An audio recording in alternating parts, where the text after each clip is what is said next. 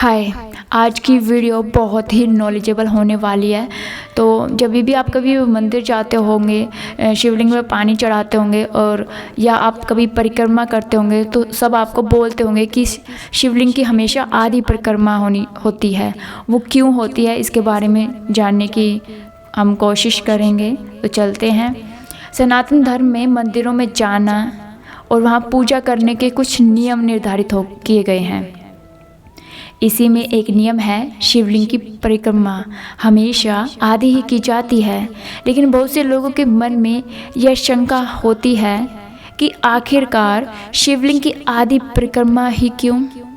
पुराणों में सभी देवी देवताओं की परिक्रमा करने की अलग अलग संख्या निर्धारित की गई है, लेकिन किसी की भी आधी परिक्रमा करने को नहीं कहा गया, केवल शिवलिंग को छोड़कर। इसके पीछे धार्मिक वैज्ञानिक दोनों कारण हैं। शिवलिंग की परिक्रमा के बारे में जानने से पहले हमारा यह जानना आवश्यक है कि आखिरकार शिवलिंग होता क्या है। दरअसल शिवलिंग का ऊपरी भाग पुरुष तत्व या शिव का प्रतिनिधित्व करता है और नीचे वाला भाग स्त्री तत्व या शक्ति का। मुख्यतः शिवलिंग में ऊर्जा या अथाह भंडार होता है, जिसके कारण इसके आसपास अत्यधिक ऊर्जा का संचार होता रहता है, जो कि गर्म होता है। इसके लिए शिवलिंग के ऊपर हमेशा एक मटकी रखी जाती है, जिससे बूंद बूंद रूप में जल शिवलिंग पर गिरता रहता है और उसे ठंडा रखता है। शिवलिंग में अथाह ऊर्जा का स्रोत होने के कारण इसे घर पर रखने से भी मना किया जाता है।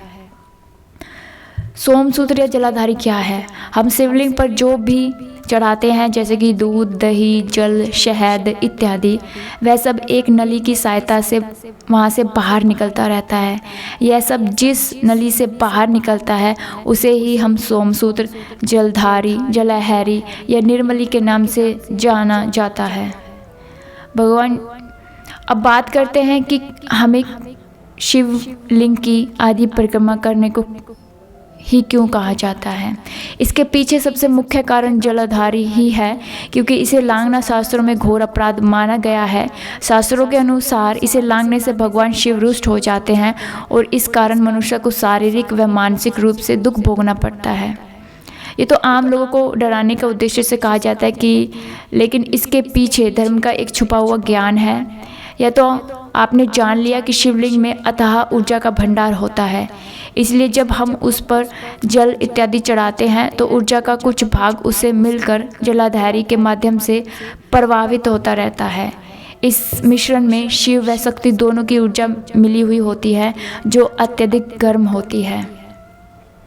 यदि हम शिवलिंग की परिक्रमा करते समय इस जलाधारी को लांघते हैं तो लांघते समय यह ऊर्जा हमारे दोनों पैरों के बीच में से शरीर में प्रवेश कर जाती है। इससे हमें विग्रह या रज संबंधित समस्याओं का सामना करना पड़ सकता है। इसके साथ ही हमें देवदूत या धनंजय वायु के प्रभाव में रुकावटों का भी सामना करना पड़ सकता है। कुल मिलाकर शिवलिंग के सोमसूत्र को लांघने से मनुष्य को कई शारीरिक व मानसिक समस्याओं का सामना करना पड़ सकता है। इन्हीं कारणों से शास्त्रों में शिवलिंग की जलाधारी को लांघना वर्जित माना गया है।